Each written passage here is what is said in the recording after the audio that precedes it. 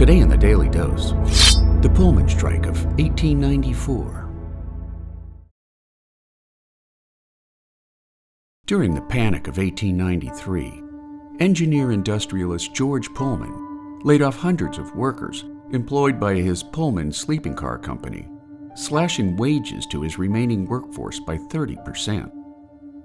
Furthering the hurt to his remaining employees, Pullman refused to lower rents and store prices in the company town of Pullman, some 15 miles south of downtown Chicago, obliging the entirety of his workforce to walk off their jobs in May of 1894.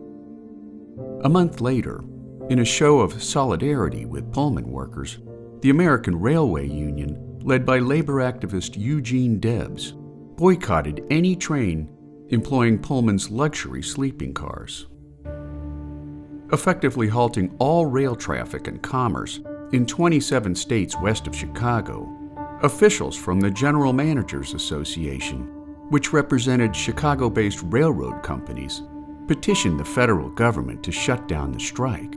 And while labor unions were a major constituency of the Democratic Party, to show federal support of labor unions, Democratic President Grover Cleveland encouraged Congress to pass legislation in June, making the first Monday in September the legal holiday of Labor Day.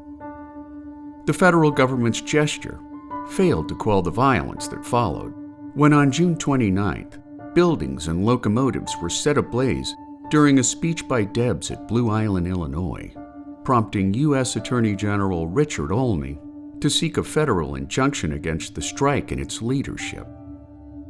A day later, Cleveland ordered federal troops to Chicago, despite angry protests from Illinois' pro-labor governor John Peter Altgeld, who had already ordered state militia troops to control the destructive actions of striking workers. Despite the governor's stance that Cleveland's orders were unconstitutional, on July the 6th, rioters destroyed hundreds of rail cars in South Chicago's sprawling rail depot, leading to a July 7th bloodbath when National Guardsmen opened fire on the angry mob, killing an estimated 70 strikers while injuring 57 others.